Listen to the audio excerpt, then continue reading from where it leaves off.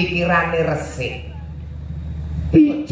Ijo iki lho jodone warga masyarakat Mbungkal dalange Pak Cahyo Kuntadi. Lah iya. Nggih ora rugi semengi 750 ngene iki. Lah nggih kok arep golek jangkep 1000 kok angele. Iya. Yung sing penting berkah barokah. Penting disyukuri ora lokak saya kebak. Ora lokak tambah kebak, disyukuri mawon. Nggih. Emansipasi wanita, kesetaraan gender lah. Dadi pakaryan sing kulinane ditindakne Kyai Kakung. Wong putri yo bisa. Ora karuan kabeh. Contone? Bong supit kae ku ungkal campuri es. Warga Mbungkal kabeh pinaringan sukses. Sik ora masuk akal, ungkal iso karo es iki lho. Tuku ungkal mampir tuku es lho. Oh, alah mampir. Sisan ngono lho Pak, sisan ngono Pak. Iya. Apa ora beneran. Tuku bantal karo ngombe es, ngono ya gak apa-apa. Ya ngono. Senengane kok. Neh, apa neh? Lho, mulai ta kula ta. Sikat. Tuku ungkal dinggo ngasah arit. Warga Mbungkal kabeh sugih dhuwit. Amin. Kari dhewe eneng iki sing urung kelewatan pokoke. Apa? Tuku uyah digawa mrene. Pak Lurah kapan wayangane? Pak Lurah niku guru api-api ya. Oh, jayine sae sanget Mbah Manak nggih. Sukses selalu. Yo engko bar iki terus bersih desa mapane ana kantor desa Mbungkal kene. Didongake wong kabeh sugih rezeki kok wayangan wis dadi niate Mbungkal dijadikan tempat untuk pagelaran wayang oleh Dinas Budaya dan Pariwisata. Betul. Ora mung wengi iki nek kok bakale berkelanjutan. Yeah.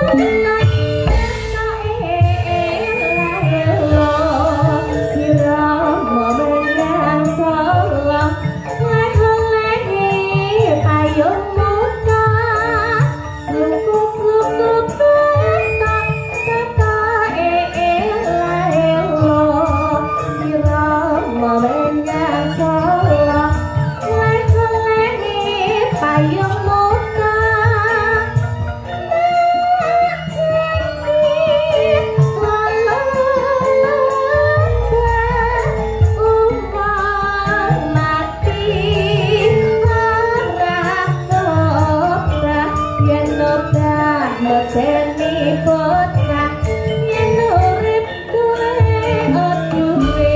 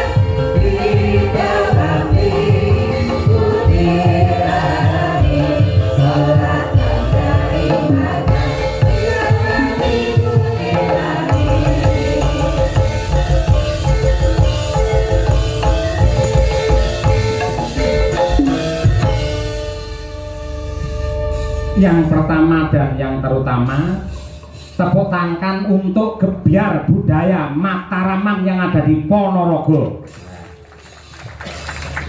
Kerjasama ya mak antarane Dinas Budaya Pariwisata Provinsi Jawa Timur lawan DPRD Provinsi Jawa Timur dasare direngkuh lawan Bapak Bupati ing Ponorogo. Bener kepara nyatana awake dhewe rambah kaping pindho sak kanca nampa amanah dalam giat Gebyar Budaya Mataraman. Iya, mula luwih dhisik aku kelawan kowe ngaturake panuwun marang pepundhenmu ingkang dhat pinantu ing pakurmatan. Sapa Mas?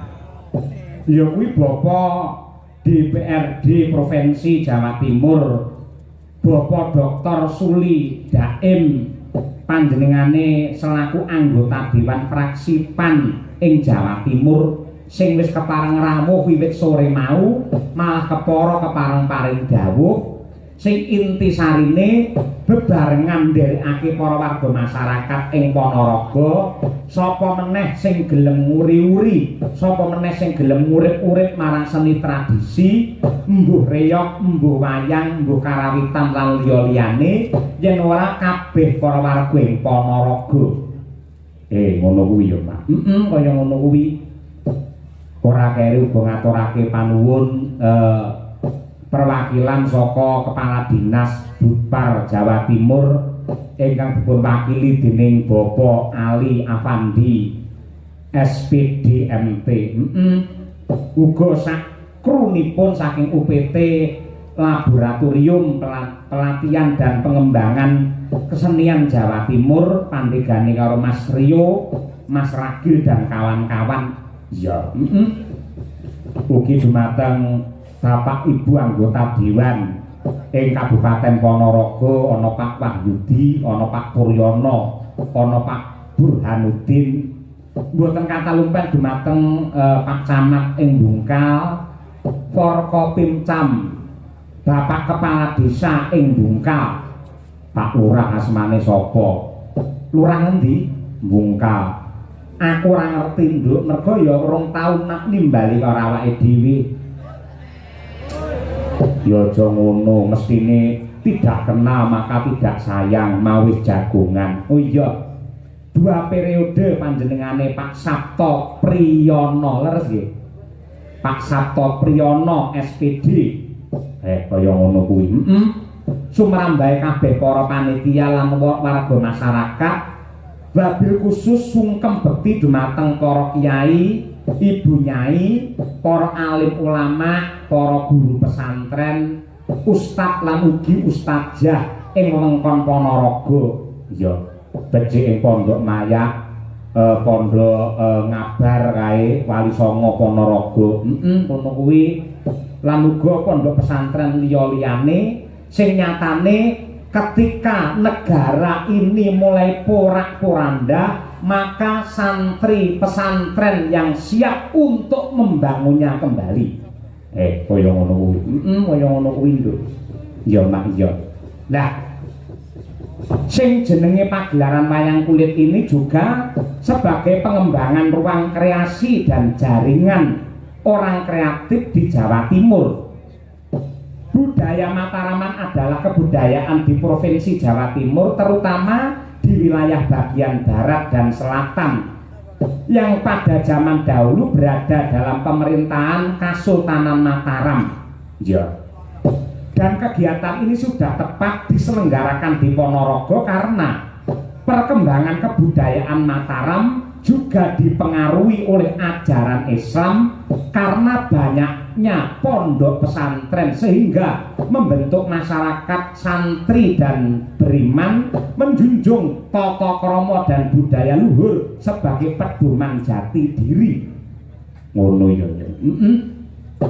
Oleh karena itu dengan gelarnya Gebyar Budaya Mataraman ini bertujuan untuk merawat, melestarikan dan mengembangkan serta mengenalkan budaya Mataraman kepada masyarakat terutama generasi muda agar bangga dilahirkan di tanah Jawa sejak zaman dahulu sudah mempunyai peradaban tinggi dan luhur serta kaya akan tradisi dan budaya yang luhur. Mula nduk yen kowe manut lan nindakake ajarane wong kuno simbah-simbahmu mbiyen kaya ta ajaran Andak Asor, Lembah Manah Gotong Royong aja dumeh mulat sarira hangrasawani tepa selira bawa leksana lan isi akeh kata mutiara liyane yektine kabeh mau yang ditindakake bakal dadi sumber kekuatan yang luar biasa sehingga Kabupaten Ponorogo semakin hebat, Jawa Timur menjadi gerbang baru Nusantara yang tercinta. Ngono kuwi. Kaya ngono kuwi. Ya semoga-moga sembodo Kang Jinongko rahayu Kang tinemu Basuki Kang KSD. Aku melu marem kok Mak yen akeh para anggota dewan, para partai-partai sing kepareng tresnani karo budaya wayang. Tegese kaya Bali di era Orde Baru biyen dari kacamata seni dan budaya nyatane Bapak Soeharto biyen banget anggene ngayomi kelawan seniman saben-saben event apa wae kementerian instansi pemerintahan mesti dong gelar wayang dong gantung gong kaya jaman semono. Mula raneh ramuka lamun to negarane bisa ayom-ayem tentrem jenjem permanem malah iki pancen bakal digiyatke meneh lan para-para anggota dewan, para pepundhene dhewe iki arepe nggugah ya kuwi semangate bab kebudayaan. Buktine ora mung iki wae. Besok ya bakal digelar ana ngrayun nadyanto wujude campur sari ku ya budaya ning Ngawi ya digelar lan insyaallah tanggal 14 November awake dhewe sak kanca sowan ana ing DPP Golkar Jakarta Barat ya kuwi dalam rangka ulang tahun Golkar yang ke-61 wayangan meneh. Ngono ya Mas. Kaya ngono kuwi. Mula beci ayo nderekake kabeh para warga masyarakat nyuwun marang Purbane Hyang Agung ndedonga marang Gusti ingkang Maha Kuwasa. Mugi-mugi ingkang kawogan para pinisepuh, para pejabat, sumrambahe para warga masyarakat, para penonton ingkang sedaya kepareng rawuh wonten ing mriki lan mirsani lumantar streaming sedaya pinaringan hayu lan rahayu, durga mendak kala sirna yuwana basuki, pinaringan rejeki ingkang turah melimpah ruah kebak barokah, sehat lahir batin, tentrem lahir batin, keselamatan donya nganti tekan akhir. Allahumma hasbunallah wa ni'mal wakil.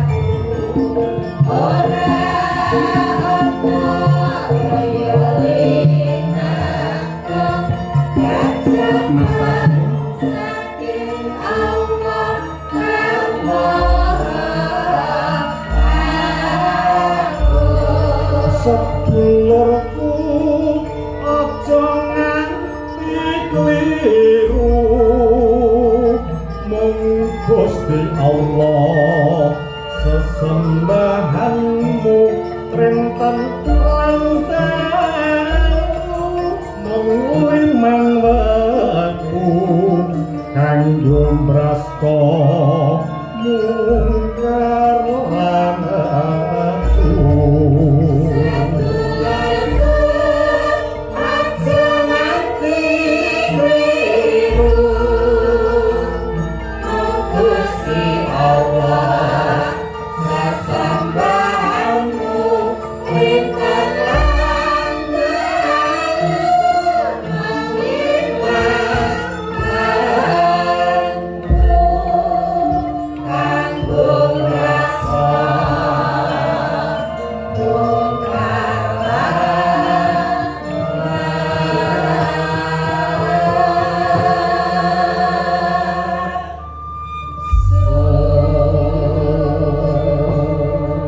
kejaba saka kuwi perlu banget tak aturake lamun to para kadang-kadang seniman pedalangan lan para masyarakat penggemar wayang nembe wae kelangan gedhen. Iya to. Maestro pedalangan sesepuhe para dalang sing biyen asring pentas ditresnani menjadi idolane Kyai Ponorogo wingi dina Kemis ya kuwi Bapak Haji Anom Surata wis piniji sowan ana ngarsane Gusti Allah. Mila kula nyuwun dumateng sedaya kemawon para lenggah kula nyuwun keikhlasanipun donga panjurungipun mugi-mugi alusipun Ki Haji Anom Surata tinampi wonten ngarsanipun Gusti dipun apura sedaya kalepatanipun satemah tentrem mulya wonten swarganipun Gusti Allah. Allahumma amin ya rabbal alamin. Iya Mas ya. Ya kaya ngono ya yo. Kabeh yo nglakoni kaya ngono. Intisarine ayo saiki nglipur para warga masyarakat ing Bungkal sing kepareng rawuh nderekake para pebunden iki sowan komplit kaya sing wis-wis gamelan wayang saka omah kanca-kanca pengrawit jangkep. Iya, warangganane ya komplit.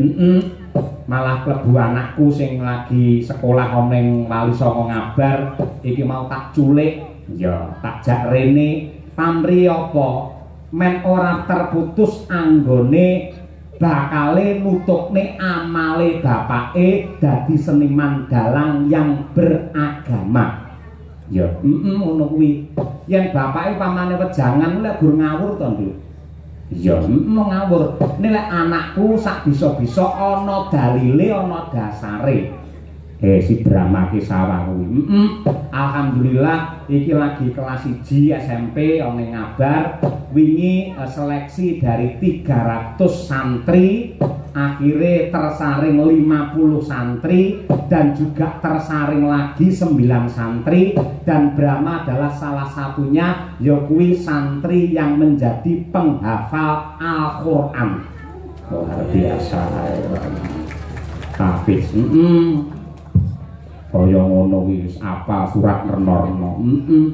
Lek mbok iki apale gerdu arep mangan kok no. Ha iki yo penting kok kuwi. Ngono kuwi ya.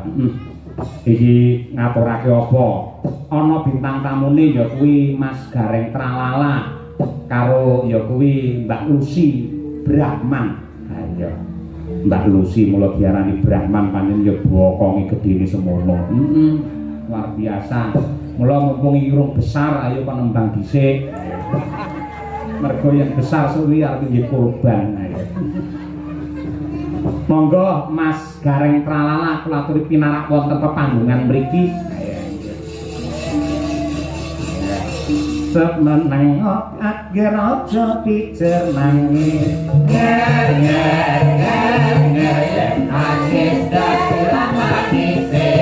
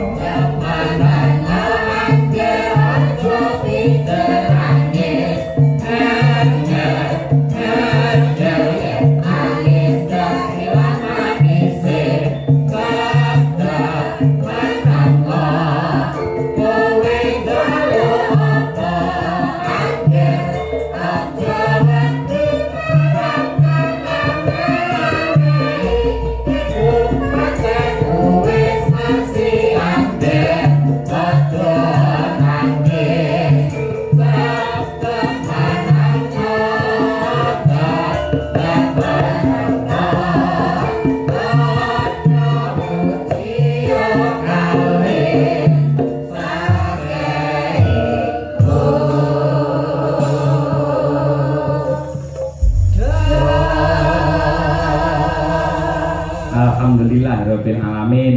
Assalamualaikum Mas Gareng Tralala. Waalaikumsalam warahmatullahi wabarakatuh. Mak Canggih, Mbak Limbuk, Pak Cahyo pun tadi. Wah, awake dhewe chemistry tenang. Chemistry. Dalang dagelan sinden pengrawit kabeh biru. Nggih, Kejaba nyengkuyung karo Partai PAN. Biru adalah doa untuk warga masyarakat ing Bungkal mriki mugi-mugi bisa rukun bebarengan bangun kota Ponorogo. Oh, nggih, werdine biru niku nggih Pak nggih. Nggih. Bisa rukun warga masyarakat Bungkal sesarengan anggenipun bangun Ponorogo. Leres nggih. Nggih, chemistry Pak, chemistry. Leres, leres. Pake biru, kula ya biru. Nggih. Nanti atau tekan dalan balik mulih meneh. Lah kok balik mulai meneh? Wong sirian nganggo batik kok Pak wau kok. Jenengan? Nggih. Lho batik biasanya lah nggih jagong. Lah wong iki lak temane budaya dan pariwisata. Wah iya, putar. Telepon ternyata biru, Bali mulih melih Pak. Kok seragam biru. Nggih. Ya tujuane kan jenengan kagungan kostum sing rupane biru. Lho napa mawon enten Pak, putih menduwe kula kok Pak. Putih nggih apa? Nggih anu, dadi lakone Gareng dadi ratu mangke nganggane putih ngoten. Wah iya, apik. Bergah. Lah pamane kostum ireng nunggu apa Pak Gareng? Ireng nika nggih dingge anu Pak. Dingge seragam kalian Pak Dalang kali kanca menyesuaikan. Oh, men ketok Oh, langsung. ireng ki ya nek werdine ora mung biru tok kok Pak. Ireng apakah wargine? Ireng kuwi warga Bungkal iri drengki ora pareng. Wah iya. Eblek wayang iki rupane abang. Abang saka tembung warga Bungkal, aku bangga karo Ponorogo. Wah iya. Ngoten lho Pak. Gunungan iki warnane enek kuninge. Apakah kuning? Kuning menika winengku ati kang wening. Dadi warga masyarakat atine wening, pikirane resik. Ijo. Ijo iki lho jodone warga masyarakat Bungkal dalange Pak Cahyo Kuntadi. Wah iya. Oren. Oren menika abang ya ora, dadi coklat ya ora, kuning ya ora. Kok sik to? Terjemane oren ki apa? Oren menika ora tau leren. Wah iya. Ora tau leren lu nyambut gawe mergo ditresnani masyarakat. Pokoke otak-atok gathuk piye mulih nggawa dhuwit ngono ya. Iya nggih. Tekno kadung corengan kok Pak. Ah nggih. Niki dalam rangka gebiar budaya Mataraman Mas Gareng. Ingkang dipun tindakaken dening keluarga besar Dinas Budaya dan Pariwisata Provinsi Jawa Timur kalian DPRD Provinsi Jawa Timur. Leres. Nika ingkang dipun pandegani kalian pepunden kula Bapak Dr.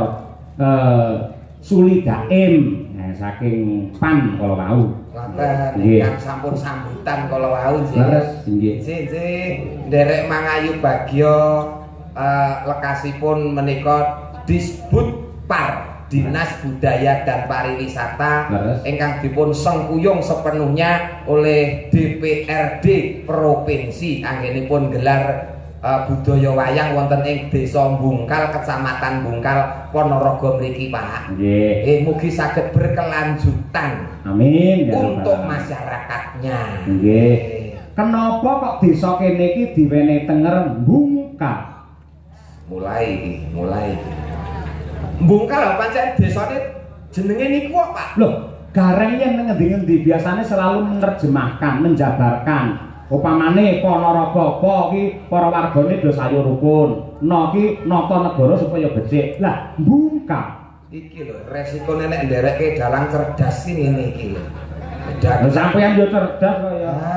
Tenan iki iso koplak tenan iki nek ora iso ngikuti. Bungkal. Heeh. Niki dionceki ngoten Pak. Nggih no. Ya sak iso-iso ya Pak. Nggih. Sak iso-iso mergo ora persiapan kok langsung didadak ten panggung kok Pak. Iya Kak, pancen yo kudu serba cepat, tepat dan akurat. Oh, nggih.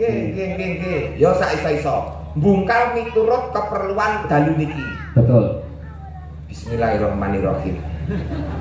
Hurufe napa Pak? B U N G K A L. Terus B Bungkal gitu. B ne bersama-sama Dinas Budaya dan Pariwisata sing diembani utawa diestoni dening DPRD Jawa Timur, Provinsi Jawa Timur nggelar acara wayang untuk masyarakat. Tepuk tangan, spontan yang bagus ini, pintar tenang ini. Niki mau nanya kemeringet lho Pak, niki Pak. Yang kedua menika tujuanipun Pak. Nggih. Untuk untuk siji menghibur masyarakat, ping pindhone untuk selalu inggih menika memupuk utawa nguri-uri budaya lan tradisi supaya tidak hilang. Nah, itu N sik dawa lho. Iya Pak, dawa Pak, dawa. Nggo mlaku ngantek ketekuk-tekuk Pak. N nilai luhur yang ada dalam pakeliran wayang sebagai contoh untuk kehidupan berumah tangga dan masyarakat ana ing Bungkal mriki. Luar biasa. Men saya semangat para penonton. Tepuk tangan kok tak gareng elok iki.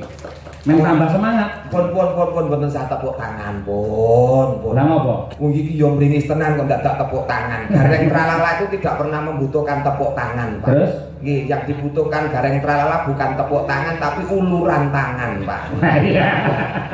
Tak kira saweran. Beda karo saweran. Beda, uluran tangan itu tegese donga, Pak. Donga, muga-muga pinaringan lancar anggere kula mikir Bungkal niki, Pak. Wah. Nggih, mau apa mau? Niku U, N. Terus G. G ya Pak ya? Nggih. Nggih, alon-alon Pak. Alon-alon, yo nganggo mikir kok Pak. Generasi milenial, generasi muda, generasi yang akan datang diharapkan akan tetap selalu cinta akan budaya dan tradisi Indonesia. Luar biasa ya. Nggih. Ora rugi semengi 750 ngene iki. Ya nggih, aku golek jangkep 1000 kok angele. Ayo yo, sing penting berkah barokah. Penting disyukuri ora lokak kaya kebak. Ora lokak tambah kebak, disyukuri mawon. Nggih. Nggih, pira-pira ditampa. Sing maringi ikhlas berkah kanggone sing nampa. Nggih. Ikhlas nggih? Ikhlas. 750 ikhlas. 750 ikhlas. Niki pira-pirae kula mulih ora nampa ya ikhlas. Ning raimu kok pucet ngono? Mboten pucet nyatraine gareng pun ngeten iki tegese kula mulih keng mriki lahir batin Pak ora disangoni ikhlas. Sebabe Wis lunas. wah iya. Le cemepak Paning gleling mergo wis lunas niku Pak. Terus K. Kepara nyoto. Angel tenan Pak niki. K. Kebudayaan dan pariwisata sinergi untuk bersama-sama menghibur dan memberikan edukasi terhadap masyarakatnya melalui pentas wayang kulit. Wah, elah. Ya dikompleti dengan dalang sapa bisa? Dengan dalang Kisah Yokun tadi satu-satunya dalang yang terbaik, best of the best, dalang idola. Saka tembung idola iki dalang ora larang. Iya. Ya ora apa-apa mau golek dulur kok. Nggih, waton larang-larang malah ra ketanggap malah merongos ning omah. Betul, Pak. Betul. Kula jenengan karo kanca-kanca iki sing penting lek iso metu kok omah ngoten. Iya. Ten omah ya bunek kok, Pak. Lah iya. A. Mbok kula dewangi to, Pak. Yo ora, kok tugasnya dhewe-dhewe. Oh iya. Aku sewengi lho bakal mikire. Akan menjadi barometer tolok ukur di Provinsi Jawa Timur untuk provinsi-provinsi yang lain, budaya dan pariwisata sing selalu ngrembaka. Tepuk tangan untuk Jawa Timur. Iya. Iki ngongkon tepuk tangan karo mikir lho teh bar iki apa ngono. Nggih. Iki mau apa? Niki A. Terus kari dhewe. L. Larso melu ra Larso. Ora melu. Lagi umroh ayo. Layak untuk diteruskan, layak untuk dilanjutkan acara seperti ini karena banyak manfaat yang positifnya untuk masyarakat, manfaat yang positifnya untuk Jawa Timur. Wah, nggih. Tepuk tangan. Iya. Nggih Mas Jajak. Nggih. Engko jajak mriki jijik. Niku lho, semunipun pepunden kula menika ingkang minangka pakurmatan Pak Ali Afandi menika saking perwakilan Kadis Budpar Jawa Timur. Rena penggali mergo jenengan sampun saged menjabarkan tentang bungkal niki wau. Nggih niki miturut kepentingan dalu niki. Wau nggih paring dawuh panjenenganipun Pak Ali menika. Insyaallah mangke teng Ngawi nggih badhe wayangan. Lah nggih bareng terjemahne ngeten niku kula kelingan wingi teng Blitar nggih Pak nggih. Kan terjemahke desa Blitar rampung cek ngoten niku langsung pimpinane munggah panggung nyawer 500 teng Blitar wingi nggih Pak nggih. Sik arahmu ki arepe golek saweran apa piye? Mboten teng Blitar iki lak nggih terjemahke ngoten lho. Yo Blitar karo kene beda. Lho lah nggih kula anut kelingan lak entuk to Pak kelingan ki lak ya itu. Carane piyayi maringi rejeki marang seniman, ora kok langsung meneh dhuwit ngono ki ora. Ning sapa ngerti ya toh. Mau panjenengane Pak Ali paring dawuh. Setelah ini kalau nanti lancar Pak Dalang, kita pindah wayangan Gebyar Budaya Mataraman di Ngawi dan juga di Pacitan. Ngono kuwi. Wayangan klasik tanpa bintang tamu dagelan gareng. Ora apa-apa. Niku sasine napa kira-kira? Kira-kira mangke ya Desember utawi Januari. Desember gede-gedene sumber, Januari hujan sehari-hari. Terus wayangan ora nek garenge udan. Sik, ndek iki ning Blitar aku ngejak kowe kok udan deres yo an. Anu lali jopone, Pak. Jopone. Mboten wis pokoke tetep klasik ndak masalah, sing penting lancar, wayang tetep ngrembaka. Nggih. Ini yo komplite tetep ngangge gareng kok. Lho, kula ora dijaki tetep nusul, Pak. Wani ngeyele kok, Pak. Nggih. Kula golekne kanca. Ha iki. Niki Waranggono domestik saking Ponorogo sing ibarate digodhog wis ora iso empuk. Wis alot banget ya, Pak. Nggih, ngoten niku. Mbak Lucy Brahman. Coba kaya apa? Men jumeneng. Ya. No ne no no nanin nanin ne nanan nanin nanan.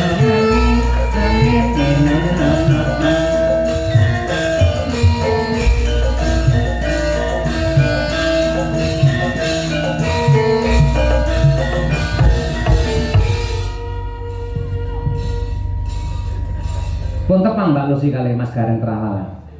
Waleh. Tek ora kepenak tek waleh. Biasane cerdas kaya ngoten rejimake bungkal. Niki pas ketemu jenengan. Terus? Biasane rabi itu karo murid.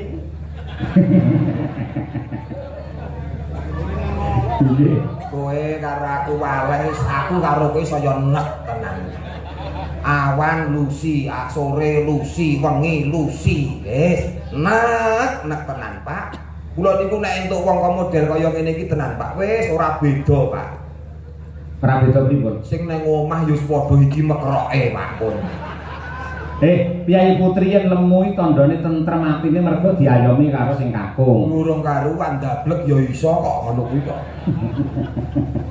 Ning wong wadon nyuwun sewu lho Pak Dalang. Monggo Mbak Lucy. Wong lanang iki kudu bersyukur duwe garwa lemu tur gedhi. Mergo wong lemu kuwi siap-siap gak arep kok mbok tinggal sampe ra tau ning omah to. Gendeng bocor sapa sing benake ra bojomu. Ya ta? Bojomu ra mbok ingoni 2 minggu kowe sampean ra duwe dhuwit ya panggah lemu. Oh bojo ngenyek bojo lemu bojomu gedine sak cakro sing colong wong kok. Aku yang gumun Mas Nur. Masa to? Ngoten niku kula tangleti tanpa berduk. Riyen niku suami tenan niki paling setia. Jadi laki-laki yang sangat tanggung jawab, duit bayaran 10 juta Dik, 20 juta. Kabeh sing nampa telepon bojone. Wah, 20 niki. Sing garwane riyen niku. Gedhe. Heeh, mari ngono kari dhewe kan kok tolo tanggapan ale dhewe aku ngono. Terus tak tekoni, Dik, lah bojomu ning ndi? Tak sedekahne aku ngono. Lah sedekah duwene kancane dhewe. Enggak. Kene cah los kok. Sedekah kok mung duit ki apa? Damen no. Bojo jaluk kanca. Wehke. Sik ta. Kowe ora ngerti sing jenenge jiwa satria Mas Gareng. Wong lanange bakal muntap kaneksane yen siji dijawab bojone, loro dijarak anake. Wah, nek aku ora muntap malah enteng sanggane kok, Pak. Oh iso. Ora anti bojo, ora masalah. Terus lek pengen piye? Tuku. umpama pengen mangan itu tuku ning warung. Oh, mergo ning omah rene sing masak ya. Masake, ngoten lho Pak maksudnya. Tapi alhamdulillah, yang sabar mungkin awak mekrok kaya ngono. Wah, iso benakne gendeng. Ya kabeh ki nek plus minus to lho. Nggih to Pak.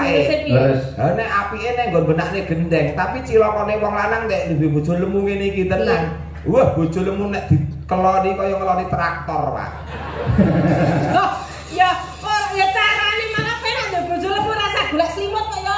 Lah ora golek selimut piye ora diambung angop, keloni ngorok ngentut ngeces. Kira kamu lho. Loh, saiki ora enak kok wadon ngono kuwi. Sekarang itu zamannya apa saja lek duwe duit apa wae dadi servis. Ngapa lihat aku itu? lah rumangsa dhewe dadi gensetting kan tunggale traktor ya. Ayo. Ojo kaya ngono.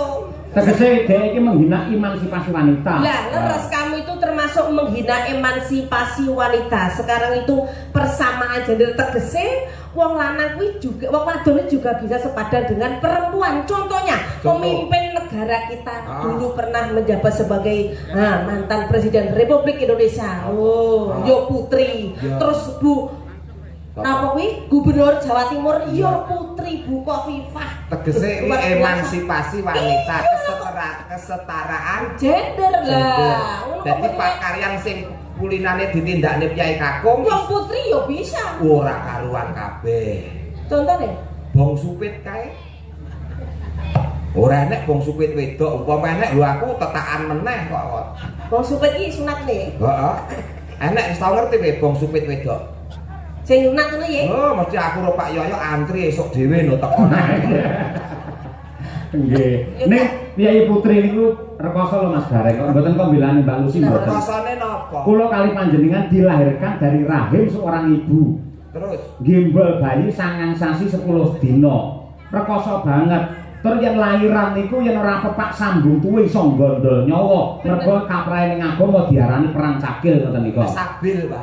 Oh sabil. Perang sabil senek cakil, Pak. Iya, sabil. Urung lek putrane ora metu-metu. Yo, dijahit ora mau dijahit yo bras kuwi yo tok nyawa. Ngono lho. Wong lanang apa paling wong lanang kudu disupit pisan tok wis selawase kok. Lho justru malah lara iki lara wong tetak timbang wong lairke lho. Wah, jan pengalamanmu ki cetek kok lho. Lara wedok ki lair iki. Lara wong tetak. Lah nyapa? Wong tetak pisan wae kapok, wong lairke lho ngantek 6, ngantek 7. Oh. Nek Mas Gareng kudu eling. Apa? Wanita adalah tiang keluarga. Lah, Wanita adalah Tiang keluarga. lah, kula ki tiang jaler, Pak. Yo apa? Wong lanang iki tiang jaler. Nggih, pancen ya ngono ning najan kaya ngapa lan kepiye pinter kaya apa lek kata-kata. Kata-kata Dibalik dibalik suami yang hebat pasti ada istri yang setia. lah. Nah, ngono kuwi. Kula kita iso kaya ngeten iki. Niku mergo dongane bojo kula Bu Kesi. Seorang istri selalu mensupport sing kakung, makanya menjadi seorang laki-laki yang hebat dalam kondang. Bojomu yang ngono. Ra. Di mana suksesnya seorang laki-laki? Ya. Karena ada wanita yang hebat, yang setia. yang kok. setia, yang setia. Gini aku sukses sih bojoku ra setia. Banyak kok. Ya kuwi mau. Oh, Ora apa-apa, tapi- tidak semua pepatah itu benar, Pak. Oh iya. Oke. tapi kan sekarang harus diganti yang luar biasa. Garwane brondong niki Mas. Oh, ora ngrembug keluarga iki ngrebuke dinas Oh budaya iya, dan luar pariwisata. biasa. Malam hari ini sing mirsani sampai jeduk ono apa? Matur sembah nuwun. Niki dicaosi genten para parian nggih penonton. Mas. Lho iso to?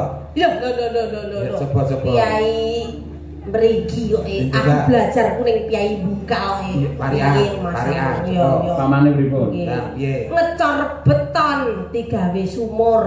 Cakep. Mugi para penonton panjang umur. Nggih. Terus ngemut wesi. Mbok ngemut liyane. Ya parian ki sing bener apa-apa, sing penting nyambung. Iya, iya. Dilat wesi nakno. Mau wis dimut kok terus dibilat iki lho. Lah ora bener meneh. Ora positif kuwi. Ngemut-ngemut bilat. Ngemut wesi. Terus Ngemut wesi. Iya ya, kita. Karo mikir kaya. Ngemut wesi. nganti kok. Iya. Aku iso iki jane. Ngemot wesi. Setengah mati. Setengah mati. Mugi Pak Suli kathah rezeki. Kok Suli? Ora arep klone kok dadak ngemut wesi kok ya. Tes beneran ngantuk lho. Oh iya. Sampeyan saiki kagem Pak anu Warga masyarakat ya, Bungkal. warga masyarakat Bungkal. Tuku ungkal campuri es. Warga Bungkal kabeh pinaringan sukses. Sik ora masuk akal, ungkal iso karo es iki lho. Tuku ungkal mampir tuku es lho. Oh, alah mampir. Sisan ngono lho Pak, sisan ngono Pak. Iya. Apa kok ora beneran? Tuku bantal karo ngombe es ngono ya gak apa-apa. Ya ngono. Senengane kok. Neh, apa neh? Lho, mulai ta kula ta. Sikat. Tuku ungkal dinggo ngasah arit. Warga Bungkal kabeh sugih dhuwit. Amin. Kari dhewe eneng iki sing urung kelewatan pokoke. Apa? Tuku uyah digawa mrene. Pak Lurah kapan wayangane? Pak Lurah niku bro api-api. Oh, jayine sae sanget Mbah Manak nggih. Sukses selalu. Yo engko bar iki terus bersih desa mapane ana kantor desa Bungkal kene. Didongake wong kabeh sugih rezeki kok wayangan wis dadi niate Bungkal dijadikan tempat untuk pagelaran wayang oleh Dinas Budaya dan Pariwisata. Betul. Ora mung wengi iki nek kok bakal berkelanjutan. Amin. Amin. Dengan jalan kisah Yokunta. Bintang tamu gareng Lusul. Nggih, niki dawuh napa rumiyin? Mbak Rumiyin, Mbak Lucy. Nggih, Mbak Rumiyin, nggih.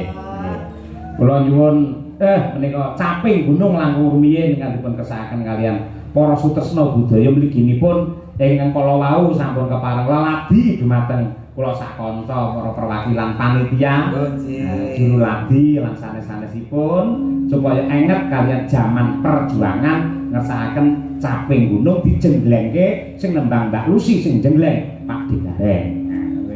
Oke. Ngono Pak.